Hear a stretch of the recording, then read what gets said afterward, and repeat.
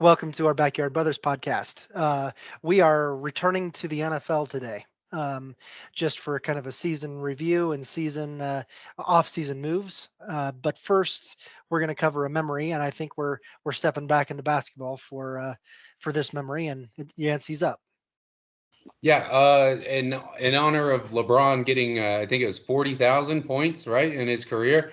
Yeah. An incredible achievement. I think that's what made me base my memory on him getting his first championship, the 2012 NBA Finals. I think they won 4-1, right, Mhm. against the Thunder, right? And Yes. yeah, it was I wanted to just kind of mention the game. I don't know a whole lot about the game itself. I didn't watch it personally. I'm more of an homage to the fact that that LeBron was able to make it to that point. And I just wanted to look back at his first championship. I believe he was the MVP of that game, also at least Game 5 for sure. And I think the finals overall. You guys can correct me if I'm wrong, but I think he was. And that Heat team was just incredible. A lot of players that I really like were on that team: Udonis Haslem, Chris Bosh, LeBron, and I think that was when we started to see the formation of super teams. Kind of right. We had the Lakers before with Shaq and Kobe, Fisher. I think that was one of those kind of super teams. But this was kind of next level in showing us the progression of how cities were able to put these like massive rosters of superstars together. And this is an example of when they actually played how you would expect all these superstars to play. They got to the finals. They were able to win the finals. And I believe going in, the Thunder were actually the favorite. And then the Heat ended up not sweeping them, but only giving up one game to them. And I felt like that was an impressive game and an impressive series that I wanted to talk about, just to kind of put it out there, since LeBron had hit that. I mean, it's a record. It's remarkable that he was able to score that many points in his career, that his career has been so long, coming straight out of high school. There's so many things you can say about that guy. But I'll pass on to you guys if there's anything that you want to talk about attached to that game and that memory. Yeah, just a quick couple things. I was a big Thunder fan Oh, that for a long time actually. And you talk about super teams. That was a super team before the players really hit their peaks. The Thunder, they had three future MVPs on that roster. They had Kevin Durant, Russell Westbrook, and James Harden all together on that roster. And so, I mean, if they were playing at their peak levels, that's a team no one could beat. But obviously, they weren't at the time. And I was I was in college and cheering for the Thunder hard, and I had my shirt. I had Fear the Beard shirt with James Harden on it at the time, and the Thunder won the first game of that series. They won, and I'm thinking this is it. This is the year. And then the Heat won four straight after that at that point. So they swept them after giving up a game. But I obviously I was cheering for the Thunder and I was cheering against the Heat, but those were two really good teams, and it was really good to watch that matchup. And it's still today a great matchup with when you get Kevin Durant versus LeBron James. Still, they're both playing today. They both match up today. Yeah, that was. It's incredible to comment on the 40,000 points. I mean, to think about a player for 20 straight years averaging 20 plus points a game is essentially what he's done. And yeah, it's I don't know if it's something that can ever be accomplished again. Reaching that 40,000 point mark, it's the longevity of LeBron as a player is incredible, and that longevity combined with being one of the best to ever touch a basketball. Um, Regarding that series and game 5 in particular, I think the MVP of that game should have been Mike Miller. He hit, I think, 6 threes in that It's game, eight. and it was eight Yeah. threes. It was something crazy. All But that whole team, they played basketball the way that it is now being played. the strategy of it was, what we're going to do is we're going to hit the lane in order to collapse the defense and get it out for a 3-pointer. And then whenever they guard that, we're going to hit the lane again. We're just going to keep going back and forth between these two different strategies, forcing the defense to collapse and expand, collapse and expand. And they did that perfectly. Eric Spoelstra is an incredible coach. They did that strategy perfectly, which is now the staple of every team's offense. But the Heat's defense was incredible in shutting down those three fantastic players.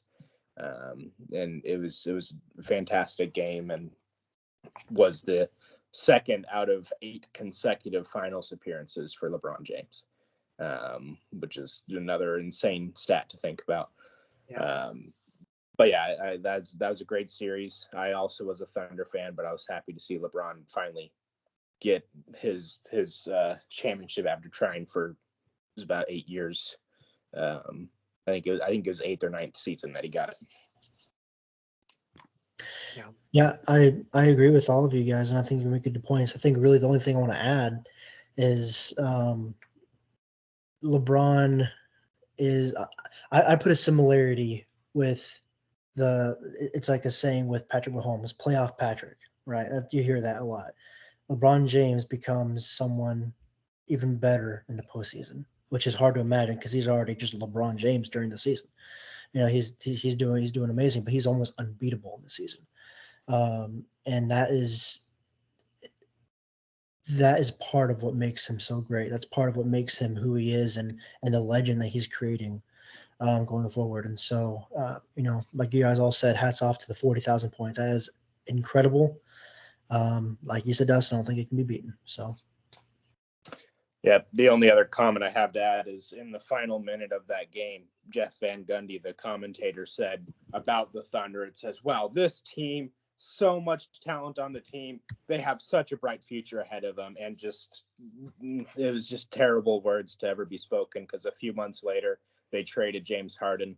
And a few years later, Kevin Durant left. And then a few years after that, Russell Westbrook left and brought no championships to the Thunder in that entire time span. And it's just sad to think that, yeah, they had so much potential ahead of it, and then for it to be broken up over different issues. Not even another return to the NBA Finals ever either. So, yeah. Until this year, maybe. So one can hope. Yeah. Okay. We're going to move on to the NFL review. And let me know if you see my screen real quick. Yep. Okay. We are talking about these teams in the order that we did the preview.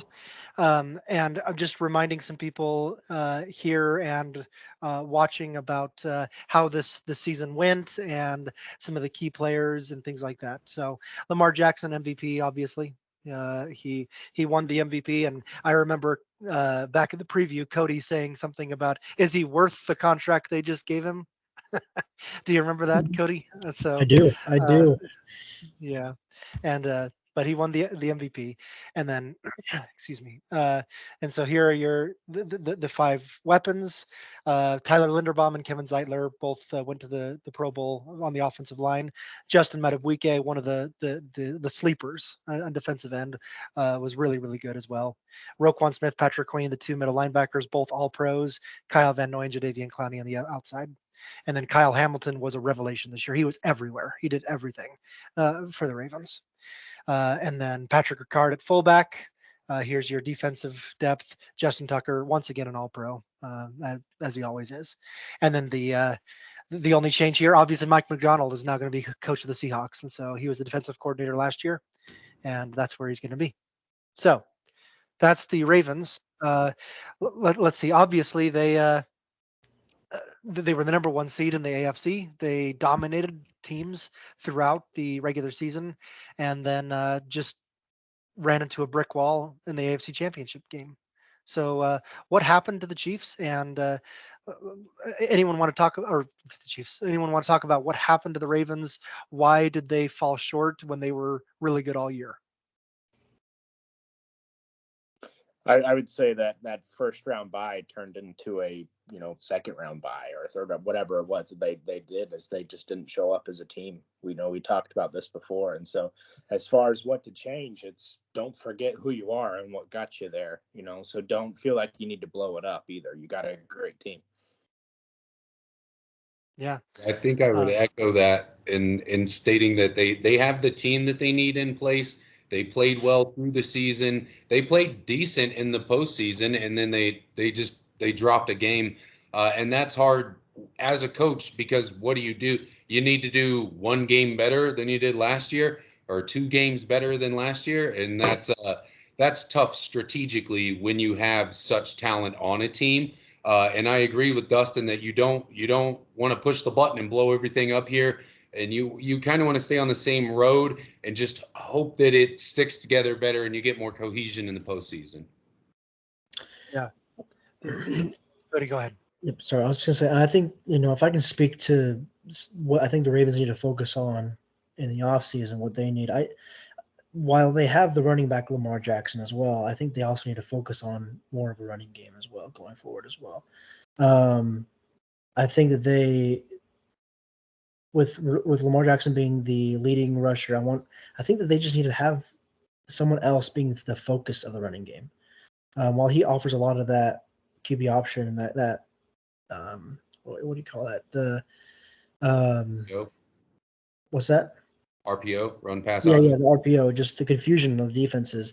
I think that they need to have more of a focus on the running game. And I mean, Saquon Barkley's a free agent now, so that's an option. Yeah. I'm going to go the other way as far as what I think they should do. You saw in that game against the Chiefs that Lamar Jackson was really struggling to find people open to throw to. That's partly because of the Chiefs, how well they played defensively. But the Ravens tried Odell Beckham Jr. He didn't work. He didn't do anything for the Ravens. Zay Flowers will be great. But and they have Mark Andrews and they have Isaiah Likely at tight end. They need another receiver. They need a number one receiver to complement Zay Flowers. And I think you get Lamar Jackson, a real number one, who Odell Beckham Jr. was supposed to be this year. I think that's the biggest thing that they should focus on for next year. Okay. Anything else about the Ravens? Okay. On to the Cincinnati Bengals. Everything fell apart when Joe Burrow went down. He broke his wrist, was out for the rest of the year, and everything fell apart with him. So that's where you can point to. Jamar Chase was excellent though, no matter who was throwing him the ball. But the big thing is going to come when these two guys this year both are free agents, Tyler Boyd and T. Higgins, and so that's a big issue there. Their offensive line was really good and stayed intact all year. Trey Hendrickson had 17 and a half sacks on the season. That was number 2 in the NFL, but he was the only guy on this team that had any sacks. Good linebackers here, pretty good secondary. Here's your offensive depth, and here's your defensive depth. Second, special teams. I know I'm flipping through this really quick. For the first time, this coaching staff is going to be broken up. Brian Callahan, the offensive coordinator, was hired as the Titans head coach in the offseason. So they'll have to hire a different offensive coordinator this year. Okay. Who wants to talk about the Bengals? Again, I will just start again and say that this team was headed toward a playoff berth if Joe Burrow was healthy. And so I don't know if anything really needs to change just because they were playing really well and then Joe Burrow got hurt and everything fell apart after that point. And that's what you can point to. And I'm not sure anything has really happened beyond that. Does anyone want to add anything? I mean, the thing that I would add there in the comment is they started off really poorly. I mean, they were like 1-5 at the one point, and then this middle stretch of the season when they really dug in and fought really hard in order to get back into playoff contention. And I think, Scott, to your point, that's kind of where those injuries started to happen to Burrow and to others, is that they had to play playoff intensity games in like week 11, and it just wasn't sustainable health wise. And so you got to be good all season in order to make it to the championship. And that's been the Bengals' problem for the last few years, is starting slowly, right? But yeah, I agree with that. Just to add real quick, a correction that T. Higgins has already been franchise tagged as well, so they're keeping him Oh, next has he? year. Well, that's good. So they have him, but the other receiver, Ty Boyd, Boyd. that's something he's a free agent still, and he might stay that way. So they're gonna have to figure that out as well. That third receiver position. With that being said, I think what they need to focus on going forward, like you said, Scott, a lot of it was really really good. There's not a whole lot needs to be changed. I would say bolster the defensive line even a little bit more. They have a great defensive line. They have Hubbard and Hendrickson, but adding some more edge rushers on the side, I think would be really and edge rushers and defensive tackles. That's what I meant. Sorry, defensive tackles in the middle to stop the heavy run in the middle and to get to the quarterback. So I think that's what they would need to focus on. If they have that, if they have a really good defensive line, this is a formidable team. As long as Burrow stays healthy. Yeah, I think I agree with most of you guys on most of your points. I think this is a solid team. Cody, to your point, I think the defense does need a little work. You can't have one guy being your main rusher unless he's LT. You double team him, and that kind of slows down quite a bit. And you give a defensive coordinator a season, they're going to figure that dude out. They're gonna know what he does well, and that's something we'll have to see if he adjusts to well or not. And so I think you add some supporting cast to the defense, maybe a couple of speedy outside linebackers or something like that to your point, to help with the rush or to stuff the run. We're seeing a lot of teams do the option game like we're in college or something, and so the outside has to be strong. Just like if you're dealing with like Patrick Mahomes or something. And so I think if you shore those things up, this team is easily in the playoffs again, with the caveat that Joe Burrow stays healthy, because without him, that offense is not the same. Yeah. I like the comments about the defense. It definitely fell off a little bit this year compared to previous years. Okay. Cleveland Browns, a team that somehow got to the playoffs, even when after losing this guy, Deshaun Watson, after losing Nick Chubb, and they started 5 quarterbacks in the season and somehow still made it the playoffs. Amari Cooper and David Njoku were both great down the stretch in particular. And these 2 guards, Joel Bitonio, Wyatt Teller, were excellent on the really good offensive line. Myles Garrett is Myles Garrett. He's one of the best to do it. Zadarius Smith and Dalvin Tomlinson turned around a defensive line that was number 32 2 years ago to being number 1 last year, from 32 to 1. Jeremiah Owusu-Koramoah was one of the big guys there. Outside linebacker Denzel Ward was as good as ever as well at cornerback. Again, you have Joe Flacco and PJ Walker and Dorian Thompson-Robinson, 3 quarterbacks there who all played some time and started some games. On defense, Matthew Adams was a special teams ace. Here's your special teams. And you had Kevin Stefanski, who was the NFL Coach of the Year, but he fired Alex Van Pelt, the offensive coordinator, just before the season, or just as the season ended. Jim Schwartz was a revelation at the defensive coordinator, but they're going to need a new offensive coordinator. So, anyone want to talk about the Browns? How this team miraculously overcame everything to get to the playoffs? Joe Flacco.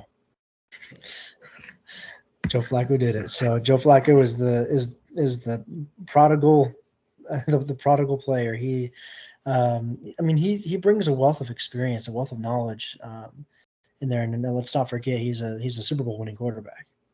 So I think that one thing is going through so many quarterbacks caused a lot of issues. I think they had like 18 interceptions thrown this year. But then you get to Joe Flacco and he has a good year, but also, that experience. So that's what really does it. I mean, when you have someone with that experience and that knowledge, leading your team and knows how to be a leader, get some fire behind you. Mm-hmm. I would go the other way and say Myles Garrett, that defensive player of the year for a reason, right? And it's not because he's individually phenomenal. Talked about Trey Hendricks and him being individually phenomenal. Myles Garrett makes all 10 other players on the defense fantastic. I mean, this defense was great because they had somebody that took on double teams every single play and did everything great in order to free up all the other defensive players to do great things. And so I'd say Myles Garrett is what made this team really great. Yeah, I would agree with that. That the defense really got this team to the playoffs in spite of the offense, especially with the injuries. Nick Chubb could be a free agent after the season because Browns are in some financial trouble to be able to pay for everyone they have, and coming off an ACL injury and everything else, they could decide to save some money and cut him. And so, what are the Browns going to do? And what's the thing to do? In my mind, it's to get Deshaun Watson help. He had Amari Cooper and he had David Njoku. Both were great. He needs some other guys too still. And so I think their focus is on offensive weapons to really help that along because they have a good offensive line. So what do you do when you've poured all this money into 3 quarterbacks, right? And Nick Chubb wasn't cheap. The way I saw how his leg went. That's look, all I know how to do is play football. That moment happened to him when his leg touched his chest. I promise you, you think about your career when something like that happens. And so, I mean, if in the higher ups, you're looking at that guy as a price tag right now. That dude is weighing on your pocket. And what is he physically going to be able to do for your team in the future? We've seen those types of injuries before. It would be ignorant to assume he's going to come back and be the greatest Nick Chubb we've ever seen. And those are all factors that don't bode well for the Browns. We're still talking about the Browns. Their name says they're the Browns, guys. They're named after a color. They don't even have a real mascot. They're supposed to be cursed for all of football eternity. They're the Browns. So give them Joe Flacco. Give them you could dig up the greatest player ever. You could give them Roger Staubach or somebody who's actually dead and put him in there. It's not going to make a difference. They're the Browns, guys. I'm sorry. It is what it is. I hope they do better next year. Could you give him John Madden? Sure. He could code. He'll ride a bus to every game. That's true. You see, the problem is you want to play football, and we're called the Browns. We're named after poop. Okay, the Pittsburgh Steelers. Sorry. And no, it's okay. Darn it all, Cody, you were correct. Maybe Dustin was too. I can't remember. But Mike Tomlin found a way to get this team to a winning record and the playoffs. And so I don't know how, but because especially with that guy at quarterback who didn't do very good and was actually benched for the playoff game. So who knows what he's going to be doing next year. Your four guys here. Najee Harris was good. The rest, George Pickens really picked it up at the end. No one else really did much. Offensive line was so-so. Here's your defensive line. Your linebackers, you have TJ Watt and you have Alex Highsmith. TJ Watt led the NFL in sacks until the last couple of weeks of the season when he was hurt. So he's as good as they come. Mika Fitzpatrick is also as good as they come at safety, but the rest of these guys are going to have some issues here. Offensive depth includes Mason Rudolph, who may or may not be back on the Steelers and may not be starting. So we don't know yet. And then defensive depth, Miles Killebrew was a special teams ace again. Here's your special teams. Eddie Faulkner took over for Matt Canada, who was fired during the season as the offensive coordinator, but he's returning to running back coach because they just hired Arthur Smith as the offensive coordinator from the Falcons head coach.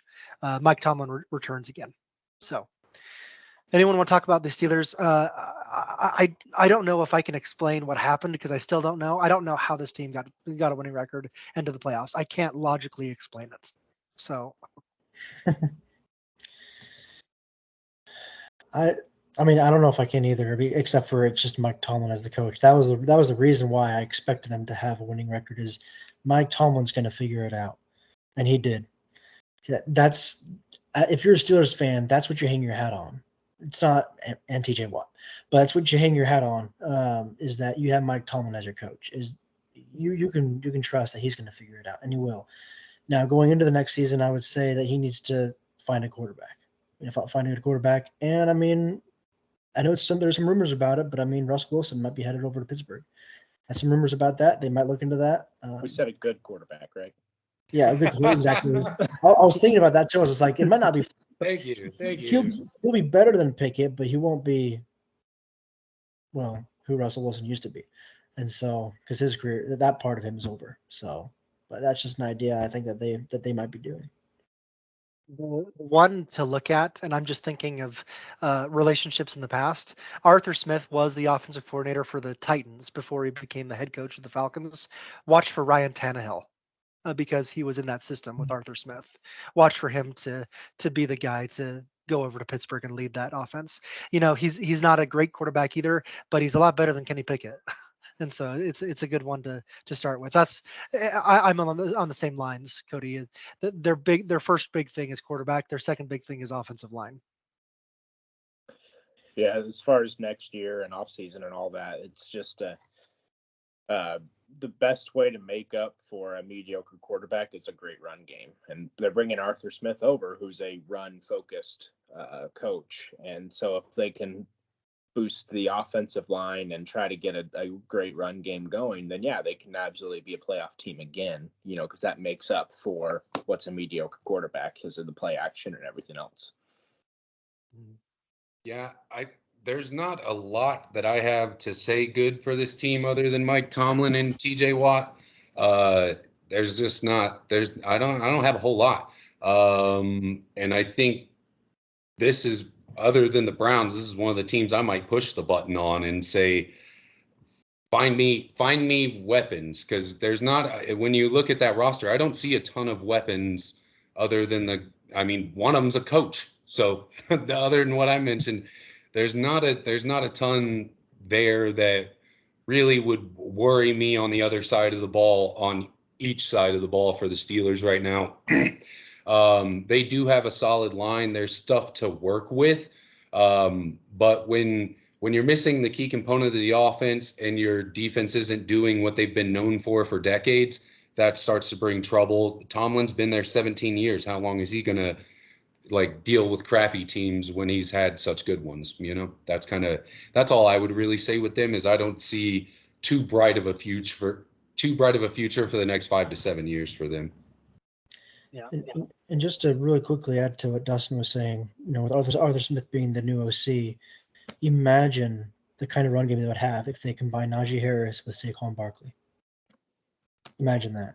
Not saying it'll happen, not saying it's logical, but imagine if they bring him in because he's a free agent and they have that two-back punch. Again, if you're talking about connections, Derrick Henry's a free agent too. So bring him over. He's already in that system. So that, again, Arthur Smith connections might be important to think about. So, okay. Atlanta Falcons. So this guy's not the answer. He wasn't last year. He probably won't be next year. And Arthur Smith didn't know how to use this team. That was clear. They had a bunch of running backs, and Bijan Robinson barely touched the ball like half the time. And so I don't know what they were doing. They had what the hell? Okay, they had 3 tight ends in their in what they were doing. I don't understand that. But Kyle Pitts, yes. These other 2, no. Anyway, Chris Lindstrom again was fantastic at the offensive guard. Defensive line here, linebackers here. Bud Dupree is a free agent, but Jesse Bates was an absolute find. He was so good at safety for the Falcons, and he'll be there for several years. Offensive depth includes these 2 running backs, Tyler Algier, Cordell Patterson. Again, Arthur Smith, even though he's a running coach, didn't really know how to use them. Defensive depth here, and here, your Bradley Pinion went to the Pro Bowl All-Pro as a punter. And then here were your coaches. All 3 are gone. Arthur Smith was fired at the end of the season. We all saw that coming. We've all called him an idiot all season long. But his 2 coordinators are also gone. And they just hired Raheem Morris as the new head coach, who's been the Falcons head coach before. And he was the Rams defensive coordinator the last couple of years. And so new regime in Atlanta. Okay. Anyone want to talk about where the Falcons went wrong other than what I talked about? I don't see much of a roster there. I don't have a lot to add on to it. Probably good to steer the ship in a different direction as far as staffing goes. What was their record, Scott? Can you tell me what they finished? I think they won 6 games. So 6-11, I think. So Was it that, or was it even worse than that, or even better, 7-10, something like that? 7 and 10.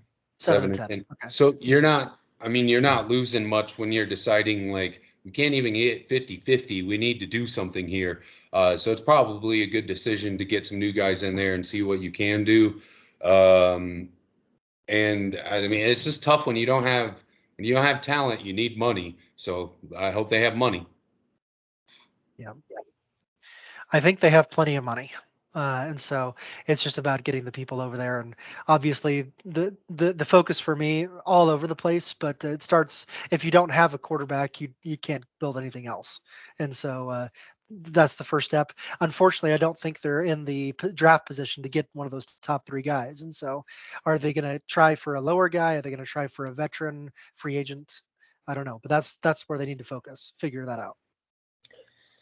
I've got a little bit of NFL rumor swirling around that they're close to dealing in a trade with Chicago and getting Justin Fields.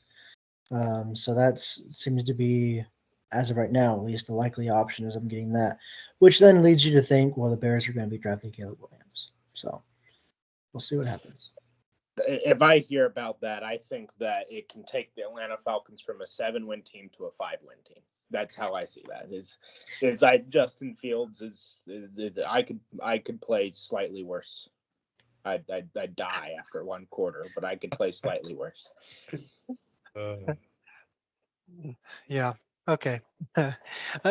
Yeah, we've seen Justin Fields at his best, I think, and that's not a good thing. So I think he just needs the right staff, and I'm not sure who that is. I'm not saying Raheem Morris is or they are, but I think he still has a lot of potential, but I don't know where he can exercise that. yeah. Okay. On to the NFL's worst, Carolina Panthers. They were the worst record in the NFL last year. They won 2 games, 2-15 on the season. Bryce Young, not sure he got a fair shake, but he didn't look good in any part of the season. As #1 overall pick.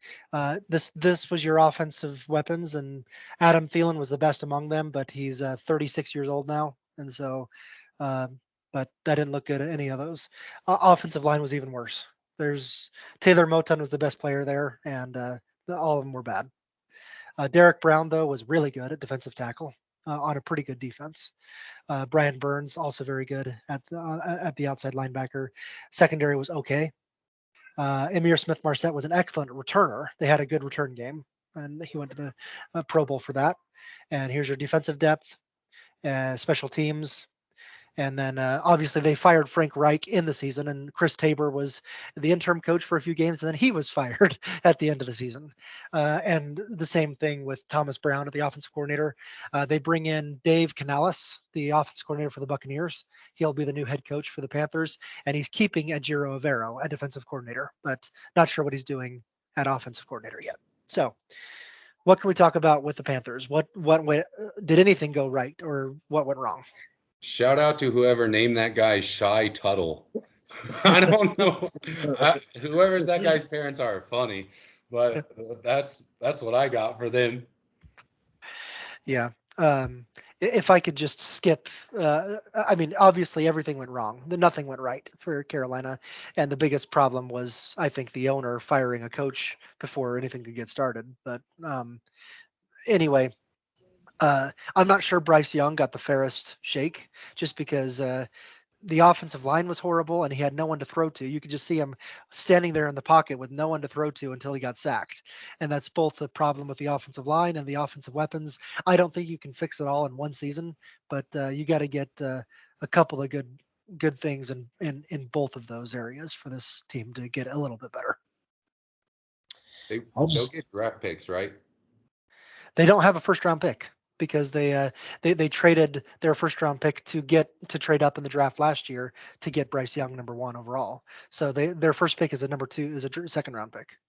Okay, So, sorry. yeah.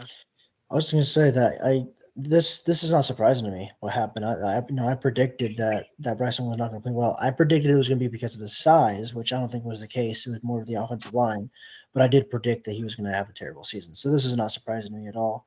Um, I do have to agree with you, Scott, that we don't know exactly what his potential is, but I'm still holding on to the belief that he's not going to be a great caliber quarterback in the NFL. He will always have a place, but I think it's going to be eventually as a backup quarterback. I just don't see a lot of potential in him. Yeah, I think that, like Scott alluded to, ownership. They've got to understand that they're on a journey, and it's a multi-year journey. That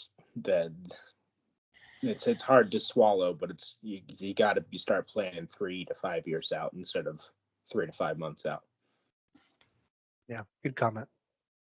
Okay, on to the New Orleans Saints.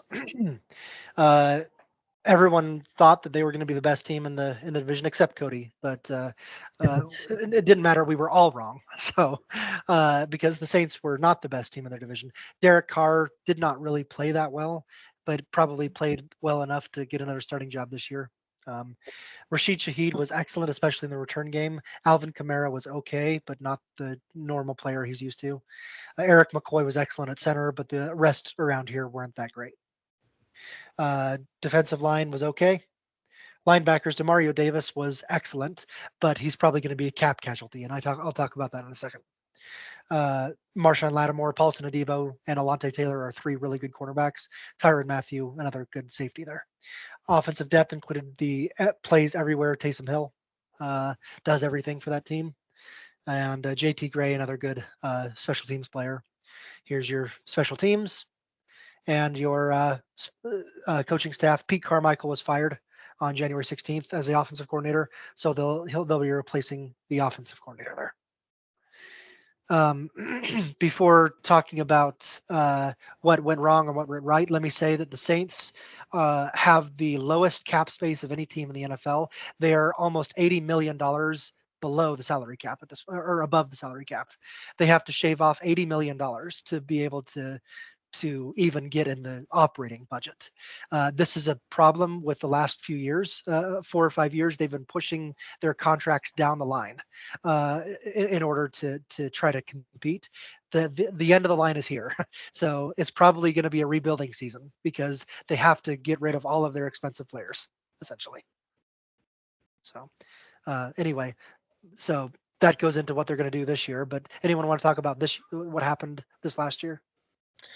I mean, the thing that screams to me is a running game. The most Alvin Kamara doesn't even have 700 yards rushing, and he was the leading rusher for the season. I know it was spread out between him, Taysom Hill, Jamal Williams, but that screams at me that they needed to focus more on that run game to balance out their offense. While there are issues all over the field, I think that was the one that screams at me the most. Yeah, building off of that, I think, Derek Carr so often got the Saints into second and long, third and long, whether he's taking sacks or throwing bad passes to get themselves into second and third and long where they can't go to the run game anymore. And, the only way to involve Kamara was with a screenplay, which he did great at. But ultimately, I've said it for years. I don't see why anyone would believe Derek Carr is a top half quarterback. I definitely don't think so. But Scott, to your point, they've got to clean house because they just can't operate at this level, and you can't be great without strong money. Yeah, it's not going to look good because they're going to have to. Demario Davis is going to be gone. Tyrann Mathieu is going to be gone. Maybe Marshawn Lattimore, because those three cost a lot of money, and they have to. You can't play in the red. You can't do it in the NFL. You have to get to an operating budget above the salary cap in order to be compliant. And this is the year it's going to get them. And so what they're going to do is they're going to rebuild from scratch. They have to. They're being forced to by their money situation. And so they're going to start with the offensive line, in my opinion. That's where they have to start with the draft. So, who's Derek Carr's brother, Dustin? David Carr? Mm-hmm. But that's why, isn't that why they think he's all right? Was David Carr all right? No, yeah, no, but that's why they think that Derek would be. So didn't he played for the Texans, right? The Yeah. brother I'm talking about, and Yeah. he had potential. He was one of those like talented losers coming out of college. Like you thought he was going to be good because of what he could do with his arm, and then it didn't pan out. And I think that's why people thought, oh, maybe the younger version of that washout will be better, and it just didn't happen that way. I don't know. I'd He had a argue good that career in college, right, Derek? yeah, they both played at the same school, Fresno State. But Right. yeah, I'd argue that Derek is better than David was, but that's not meaning that Derek is very good. That's just No, that I he's don't better think than his either peers. one of them are all Yeah. that great. Neither one of them have produced, but that's why I think you mentioned the other Carr brother. You know what I mean? Yeah. Right. Yeah. Okay, on to the Buccaneers. This is one where I get to toot my own horn because I was like the only person I think in the world who said, "Hey, the Buccaneers have a chance to be good this year," and they were. And it's because of this guy. He went to the Pro Bowl. He shouldn't really have, but he did have the best season of his career by far, and he led this team. And Mike Evans also had another. He's had, I think, 11 straight 1,000-yard seasons. That's never been done before as a wide receiver, including last year. Again, being very good. Tristan Wirfs was pretty much as good as he was on the right side as he was this year on the left. So he's just a good offensive tackle everywhere. Vita Vea just closes down everything. And here's your linebackers. All four of them are pretty good here. And then Antoine Winfield was excellent at the safety. Offensive depth here and defensive depth here. Special teams, Chase McLaughlin answered the question of kicker that's been existed in Tampa Bay for a long time. He was excellent at kicker. And the Todd Bowles remains, but his two coordinators are both gone. Dave Canales is now the Panthers head coach, and he took Harold Goodwin with him. So he's going to have to rebuild his coordinator position. So what happened in Tampa Bay, and what do they need to do this year? Just real quick, as some news, Chris Evans signed a 2-year extension with the Bucs, so he's staying there for 2 more years. Captain America with the Bucks? Did I say Chris Evans? Mike Evans, yes. So, Captain America with that was he's quick. their Captain God, America. that was nice, bro. Good catch. Mike Evans did. Yeah, Mike. yeah, I saw that too. Yeah, I'll just talk about this year. Their biggest thing, I think, is going to be locking up Baker Mayfield. He was signed on a 1-year prove-it deal, and he proved the hell out of it. So it's now signing him to a long-term deal, in my opinion, and hoping that no one can swoop in and take him away from them. That's what I think they need to do. Number one. Yeah, I'd say the Bucs have plenty of talent. They got a roster full of talent, and this can be a perennial playoff team. In fact, it has been, for several years since their Super Bowl win. And so, yeah, they have a roster full of talent, and they can utilize it to get deep into the playoffs again. I think we all kind of feel the same about it. As long as they continue to keep that offense playing the way it did last year, and they shore up the defense as well along with that, they do have the core of what it takes to stay into the playoffs. That's all I would really add there. I think I agree with all your statements, and I don't know if I have much more to add. Okay. Well, we're halfway through, and I think we're in perfect time for that. So far, so good. Let's go to the AFC East, starting with the Buffalo Bills. Whoops, wrong one. Sorry. I wanted slideshow. Okay, Buffalo Bills. They started slowly, very slowly, and then finally made their way back into the playoff conversation and actually got up to number 2 seed in the AFC. Josh Allen was a big reason why. Everyone pointed at his turnovers, but the guy just scored touchdown upon touchdowns as well. He led the NFL in touchdowns scored, both throwing and running combined. He turned it over a lot too, but he scored a lot of touchdowns. James Cook, Stephon Diggs were both excellent in offensive weapons. Deion Dawkins was great at left tackle. Here's your Ed Oliver, Gregory Rousseau, both pretty good defensive line. They lost all their linebackers. Matt Milano injured for the year. Von Miller injured for the year. and so they really had to figure out what to do at linebacker, and that was a big problem. Taron Johnson was excellent at cornerback. They also lost Tre'Davious White, and so they lost a lot of their big defensive stars. Offensive depth here, defensive depth, special teams, and coaching staff. Um, again, they fired Ken Dorsey halfway through the season at offensive coordinator, hired Joe Brady in his place, and that seemed to work. It got the Bills back to where they needed to be. Eric Washington is leaving. He's been hired as the Chicago Bears defensive coordinator. So Sean McDermott is a defensive coach anyway, but he's going to need to refill that position. So Buffalo Bills, they figured things out, kind of like the Bengals. They started very slowly, but figured it out at the end. But you could say that this team was operating under a championship or bust season. Is that correct? And is the window closed, or can this team still re-up for one more year? I think this team has everything that they need to be good and to be really good. I mean, I think the thing that Josh Allen specifically needs to work on this offseason is to figure out how to not throw interceptions. Imagine a Josh Allen who doesn't turn the ball over. That that would be a Super Bowl contending team at that point. So if he can get that figured out during the offseason, this team's going places. Yep. I agree with that. I would say the biggest thing they would need to do is I mean, Josh Allen has Stephon Diggs, but outside of him, like Gabe Davis wasn't the guy that they hoped he would be.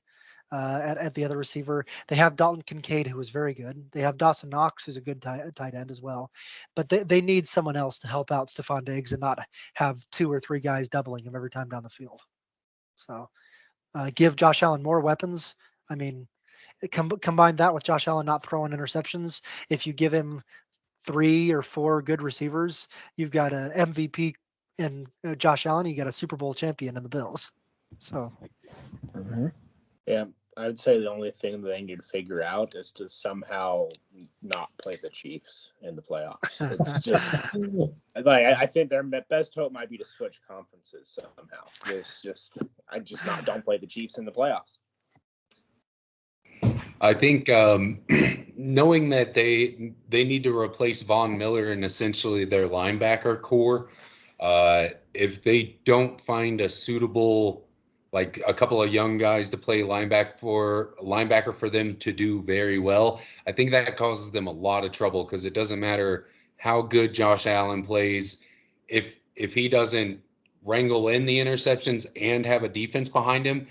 I think that the Bills struggle a lot, and if they don't find a good replacement for their linebacker core, and if Von Miller loses a step from the injury and stuff like that, we could see the Bills kind of on a downslide. How you were talking about Super Bowl or bust, I think that might have been their bust season. The way that, and also, I mean, Dustin's right. The Chiefs are good. They've been kind of kryptonite for the Bills, and so that I think all those things coming together, you could kind of see the Bills taking a slide next year. possible. Yeah. Okay. Miami Dolphins, they have the opposite problem from the Bengals and the Bills, where they start really hot and then they fade down the stretch. In particular, they ran out of players. Everyone got injured, and they're like on their seventh string defensive line in that playoff game against the Chiefs, and so that was a problem. Tua Tagovailoa wasn't a problem. He led the NFL in passing yards. Went to the Pro Bowl, All Pro player. He's proven every bit the player that they hoped he would be. Raheem Mostert, Tyreek Hill were both excellent. Jalen Waddle was just next excellent. So really good offense here. Offensive line was a mess though, and mainly because of injuries.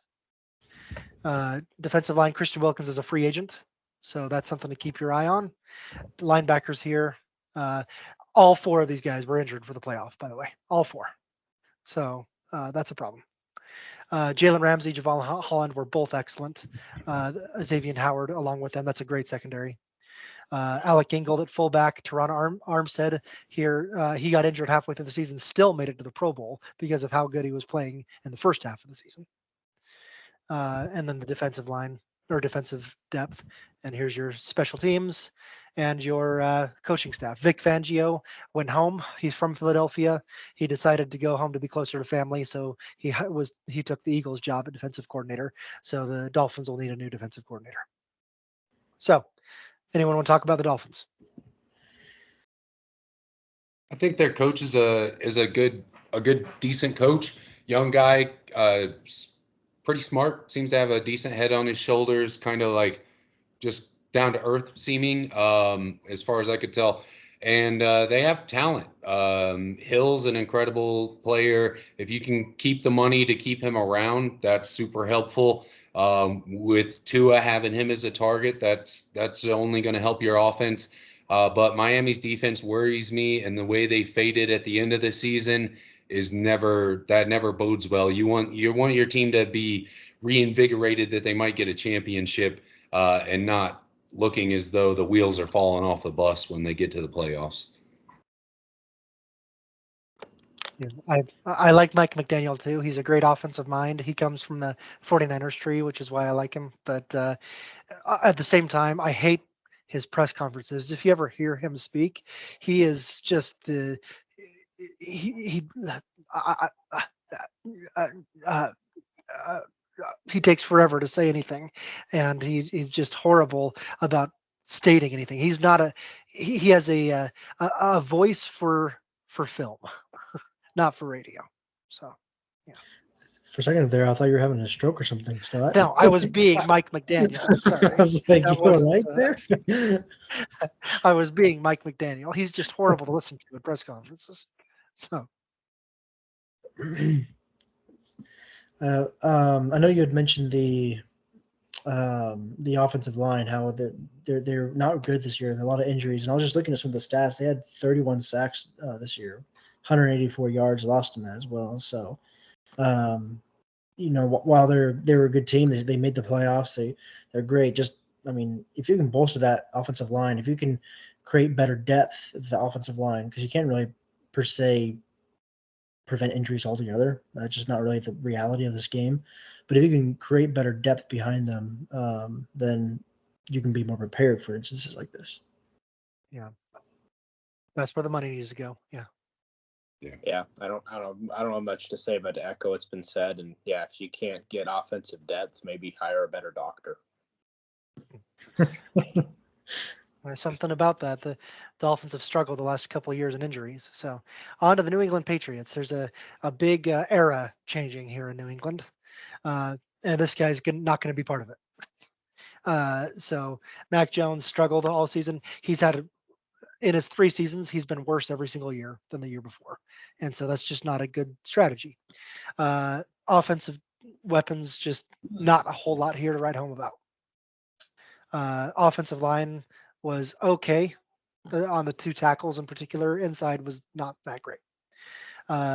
Defensive line here, linebackers. You have yet to see a Pro Bowler, by the way.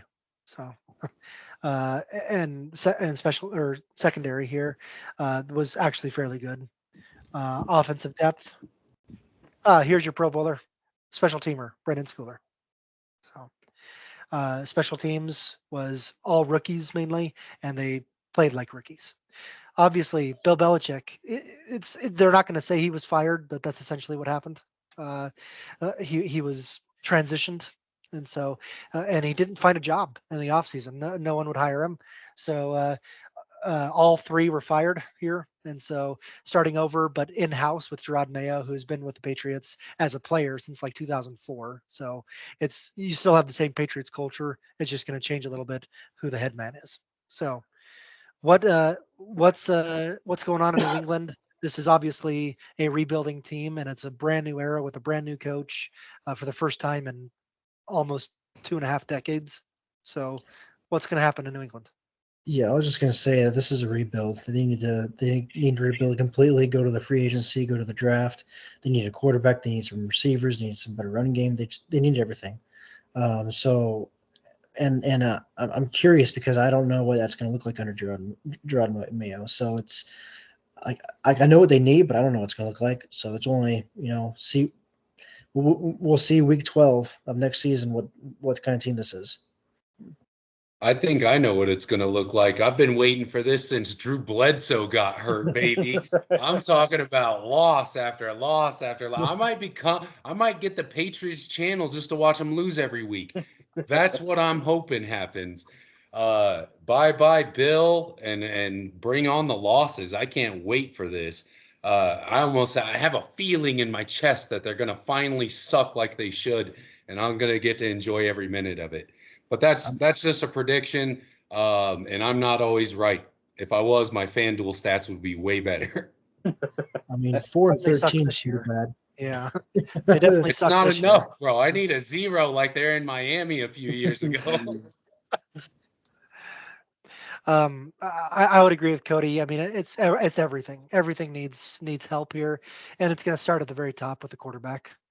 They have the third overall pick, and so they're in line to get like Jaden Daniels, the Heisman Trophy winner from LSU. Could be a pick, um, and maybe one of the other two falls, Drake May or Caleb Williams, and so the two of the obviously the two best quarterbacks, and then Jaden Daniels is one step below them. But athleticism is off the charts, and so look there. That's where they're going to start. Obviously, is at quarterback and offensive line, and but everywhere needs work. Yeah, I would just echo the same thing as you got to hit the free agency market and hit the draft for a quarterback, free agency for weapons, and see what happens. Yep. Okay, on to the New York Jets. The whole season went down the drain 4 plays into the season when Aaron Rodgers tore his Achilles. And so Zach Wilson took over, and he he wasn't. There were games where he looked like the worst quarterback that's ever played football, and there were other games. He had 2 games where he looked really good, 2 or 3 games where he looked really good, and the rest of them looked really bad. He's going to get a trade. He's not going to be in New York next year. Uh, Offensive depth, Brees Hall is a running back to keep your eye on. He was excellent. Garrett Wilson is excellent. So they have some good offensive weapons. This was a disaster. You saw the 4 snaps that Aaron Rodgers was involved in. 3 of them he was either sacked or hurried. So it may not have mattered because this offensive line was just a disaster, and that was a problem. But the defense is where all of the stars laid. Quinnen Williams was excellent. All 3 linebackers went to the Pro Bowl or were all pros. Quincy Williams, CJ Mosley, Jermaine Johnson, all 3 were excellent. And Sauce Gardner was as good as he's been since his rookie season, which was excellent. Offensive depth here, defensive depth here, special teams, and all 3 coaches return. Robert Saleh going into his 4th season here. He's kind of getting on the hot seat where he has to produce. So what? Obviously, the Aaron Rodgers thing happened, but my question stands: would it have mattered with as bad as as offensive line as they had in New York? I predicted the Jets would be a bottom of the league dweller, and this was before Aaron Rodgers got hurt. I didn't expect them to be great. I expected Aaron Rodgers to have a bad season, and so this is it's not even proof. It's just as expected, and so with him being back, I expect the same thing for them to be a 7 wins or less type of team. Look, so I understand where that comes from, and the defense is excellent, and they have been all the last 2 years. They will be next year. They're keeping all the same players. Their offensive weapons are great. The one problem is the offensive line, and it's a big problem because it was horrendous the last couple of years, and so that's where they need to focus everything. They need to get a big name free agent, a big like a really good offensive lineman, and they need to draft. Their first pick needs to be an offensive lineman. I mean, everything needs to go into fixing that offensive line this season in order for it to happen. Yeah, I mean, I second all of that. I'm not even sure what else to add. Just that if Aaron Rodgers is able to play behind a good offensive line, I mean, I think that this team is a great team. They'll go far. Yeah, I see a lot of talent on the team. Defensively, though, I don't see a whole lot of weapons for Aaron Rodgers, even if he's healthy, on that offense. If I'm just being realistic about it, and if you have a bad line, your stars can't shine. If your quarterback doesn't have time, nobody looks good because he doesn't have time to make plays. And I don't really see that changing unless there are huge moves to kind of renovate that offense and keep that defense as it is and add to it, honestly. Okay. On to the last division for today, which will be the NFC West, starting with the Cardinals. I think most of us can agree that I think all of us can agree, we all thought this was going to be the worst team in the league going into the season. And they had some fight. They had a lot of a fight behind them, and they proved themselves pretty well. Even though they were the worst team in this division, they were still one of the worst teams in the league. They weren't the worst team in the league, and they showed fight in every single game. Kyler Murray, when he returned, he was fairly good. Uh, the offensive weapons leaves a lot to be desired. They need some help there. Um, the offensive line was one step above abysmal, so they need some help there too. Defensive line was horrible. Uh, Linebackers were a little bit better than that, and secondary was excellent with Buda Baker in particular, one of the best players in the NFL at that position. Offensive depth here, defensive depth, special teams, and the coaching staff. Jonathan Gannon really, I thought he was going to have his cage rattled last season coming into this team, but man, he really infused that team with some fight. That's going to be my thoughts for how this season went. It went a lot better than I expected it to go. I expected this to be a 1, 2, 3 win team, and they really, I mean, they only won 6 or 7 games still, but they were in every game, and they brought the fight to every team, and that's a culture that's going to infuse a lot for next year. I remember at the beginning of the season, I said this is a dumpster fire of a team. That's what I had said, and I like what you're pointing out. It's almost like it was a really really big dumpster fire. No one wanted to get too close to the flames. That's kind of what it was like. They were better than expected, but not by a whole lot. It still was a dumpster fire. Um, I do see the potential going forward. I don't know what they should do about Kyler Murray, if they should do anything, if he should continue doing what he's doing, because he's good. He's not elite. He's not at that level. Their stats, they average 19 points a game. You can't win games just scoring 19 points unless you're playing the Panthers. And so that's what you got to figure out. And I mean, Kyler Murray was out for the first 12, 13 games, something like that. So there's that, but then also we pointed out there's not really a whole lot of offensive weapons. So they need to look to the draft. They need to look to the free agency. They just got to do some overhaul this offseason. If they do it right and they do it quickly, then they can quickly go from a dumpster fire to a 7 or 8 win team, maybe. Yeah. Good comments. I have nothing to add. The one thing that I will add is they have the 4th overall pick this year, and a lot of people are targeting Marvin Harrison Jr. as being the one that they're going to take because they need help with that offensive weapons. Marquise Brown hasn't been the number one guy, so Marvin Harrison Jr. has really been that one that everyone is saying is connecting the dots here, that they're going to take him with the 4th overall pick. I think Marvin Harrison Jr. would be a great addition, but not enough. You need more than 1, 2 guys to build an offense, and I don't see it there in Arizona. I also don't see their defense doing enough with your offense only averaging 19 points, like Cody was talking about. And so, really, I don't think we have a lot to look forward to if you're a Cardinals fan right now. Yeah. Okay. Moving to the Los Angeles Rams. Want to call out Dustin here as being really the only one of the 3 of us that said this team could be good. However, I'll get to that in a second. Matthew Stafford was excellent. His numbers were actually one of the best of his career last year, and that's people don't think about that, but he really was excellent last year. And Dustin, as good as much as I give you the credit, I don't think you could have saw that Puka Nacua was going to be as good as he was. He set all the rookie records for a wide receiver, and he and Cooper Kupp will be a tandem to be scared of going forward. Kyron Williams was also excellent at running back. He led the NFL in yards per carry, and so he was really good. Offensive line was okay. Kevin Dotson was the best player there at right guard, but they need some help elsewhere. Aaron Donald, what can you say? He was Aaron Donald. And Kobe Turner was excellent at the rookie left end.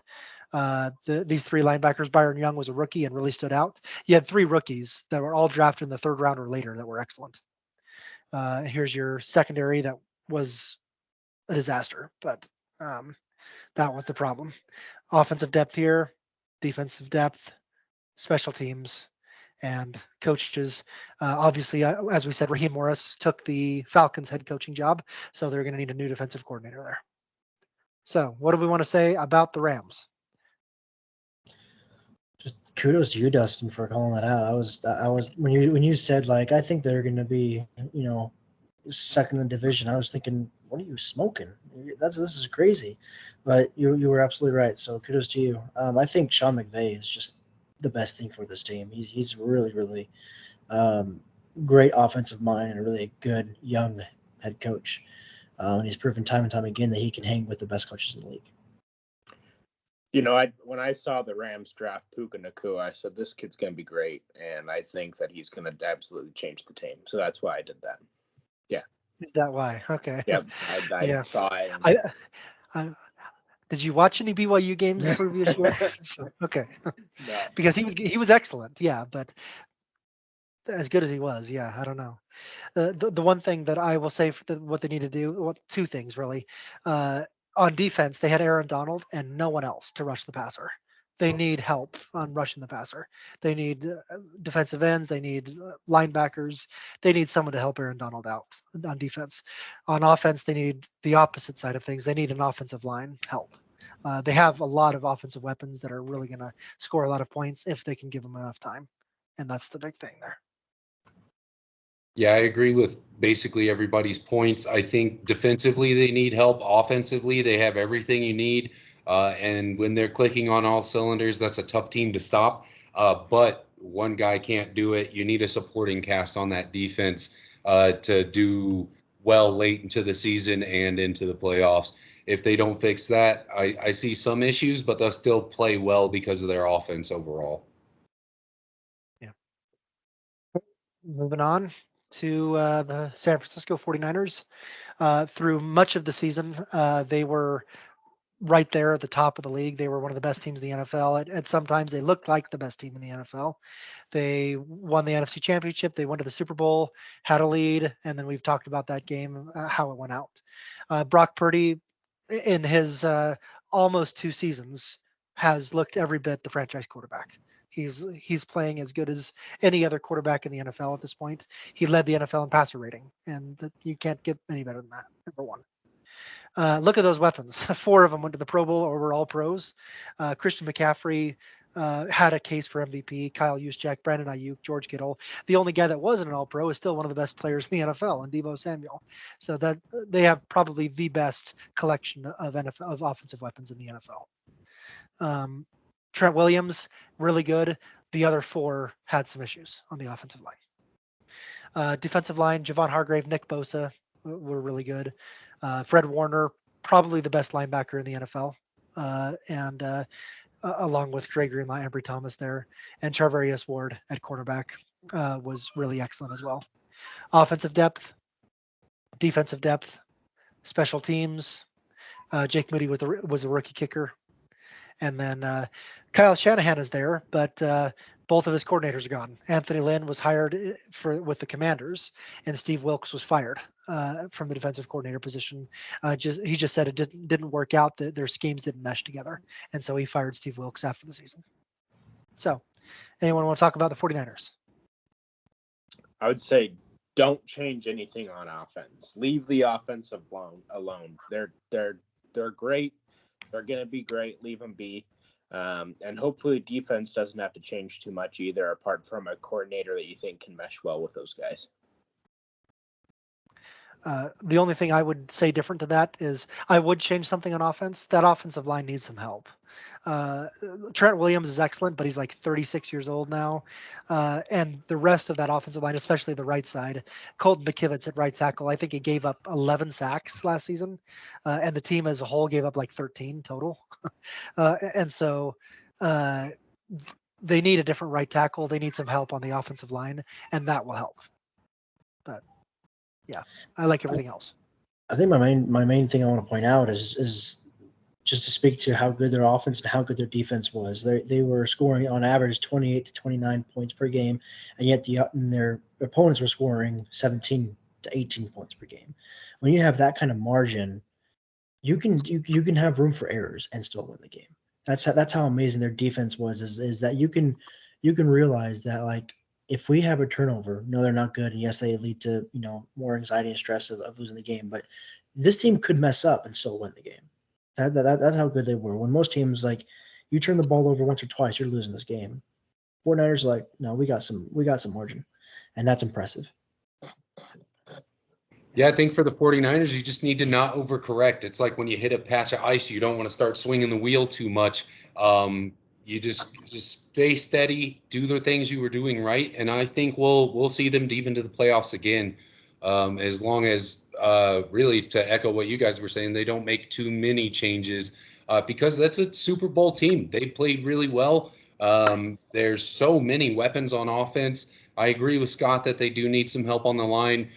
With a young quarterback, you want to keep him protected so he can really shine and do what he needs what he needs to do for his team. Defensively, they were pretty strong.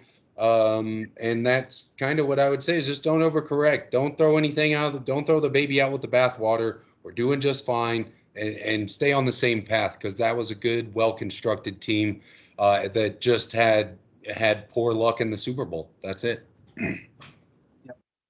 Okay, let's move on to the final team today, the Seattle Seahawks. Um, Obviously, another regime change here. Geno Smith ended up going to the Pro Bowl. um, I don't want to speak for Cody, but I don't think that Cody agreed with that either. Uh, he was kind of a lot of players dropped out, and Geno Smith was one of the ones to take it up and say, "Okay, I'll go to the Pro Bowl." And so, anyway, DK Metcalf was excellent all season long. Kenneth Walker was also really good, and that's a pretty good collection of offensive weapons too. There. The offensive line had issues, but Charles Cross is the best one there. The other ones had some issues. Um, Defensive line here was fairly good. Bobby Wagner, excellent, but with the regime change, you expect him to be gone next year. But he was excellent there. And then really good secondary. Julian Love, Devon Witherspoon as a rookie. The second straight time the Seahawks drafted a rookie that went to the Pro Bowl in his first season of the secondary. So really good one there. Offensive depth here. Nick Ballore went to the Pro Bowl as a fullback. Defensive depth, special teams, and obviously you have a brand new regime here. Mike Macdonald, as we talked about, coming in as the Ravens defensive coordinator, will be the new Seahawks coach. Pete Carroll was technically fired. They won't say it that way, but January 10th he moved in the front office, and his two coordinators were not retained when Mike Macdonald moved over. So a brand new team, a brand new staff, and a brand new scheme coming into Seattle. So what do we want to talk about the Seahawks? The first thing I'll say is that as of today, Jamal Adams, Quandre Diggs, and Will Dissly were all released, and so I was expecting Jamal Adams. We didn't want him back, but Quandre Diggs and Will Dissly were a little bit surprising to me. But I also understand why they did so. So that's that. As you're saying, the big change. I think that they need to figure out a way to bolster the offensive line. There were a lot of injuries as well last year that were hard to come back from for them as well. And just I figure something out with the injuries. That was just happening a lot. They had inconsistent play as well along the defense. Even in the secondary where they were really good. Tariq Woolen, who was a Pro Bowl rookie last year, had a lot of really inconsistent play this year. So they got to fine tune their defense and figure out their offense a little better this year. The one thing that I will mention, and it could be exciting to keep your eye on, the Seahawks don't seem committed to Geno Smith, especially with a new coach coming in, Mike Macdonald. And there's been some talks that they could go free agent market, but I see a lot of people pointing to Bo Nix being available when they draft the guy out of Oregon, and potentially starting over there with a rookie quarterback and getting some guys around him. So that's one that I would watch out on. Is I think they need an answer at quarterback for next year and for the future, and so watch for Bo Nix to be linked to them in the draft. Yeah, the only thing I would add is that understand ownership, fans, Cody, understand that this is a full rebuild, that they've decided to do something new, and rebuild starts at the bottom. And so when this team ends up at 4-13 or whatever it is next season, like that should be the expectation. That's what we should expect is a rebuild. It starts at the bottom. Yeah, when we were going through that roster, my heart started to sink for Cody, knowing he was a Seahawks fan.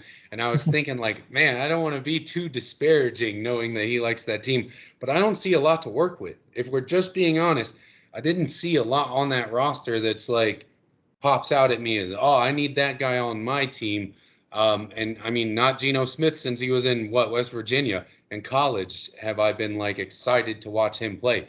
So I don't see a lot. I don't see a lot. And with Pete Carroll moving to the front office, not being there to give you the experience that you need at head coach, I foresee a lot of problems, like moving in 4 or 5 years down the road for the Seahawks, like Dustin was talking about, those growing pains while you're trying to put together the after effects of, all those star players that you had leaving. As much as it would be fun to see that from my perspective, um, I still put the Seahawks above the Cardinals. I would put them at third, but I think they have a really good offensive weapons. They have a lot of good players to work with in offense, but I think it's going to be coming with a regime change. They're going the youth movement. Like you said, Cody, all of their experienced defensive players are leaving. Bobby Wagner is going to be next. And so they're really starting over. Like Dustin said, this is a full rebuild, and they are starting over with and a good better than some teams would in a rebuild, but it's still going to be a rebuild. So yeah. Okay. Well, that finishes half of the NFL. We'll cover the other half next week as far as the season review goes. And so yeah, anyone else have anything else to say about today? Okay then. Well, we'll cover the other half next week, and Dustin won't be here in person, but hopefully we'll get a couple of thoughts from him to share with everyone else. But Yep. Dustin, enjoy your vacation, and we'll only talk about the Chiefs in negative terms while you're not here. So, As can be expected, haters gonna hate. Shake it off, buddy. Shake it off. Yeah. Okay. Thanks everyone, and we'll talk to you next week. Bye.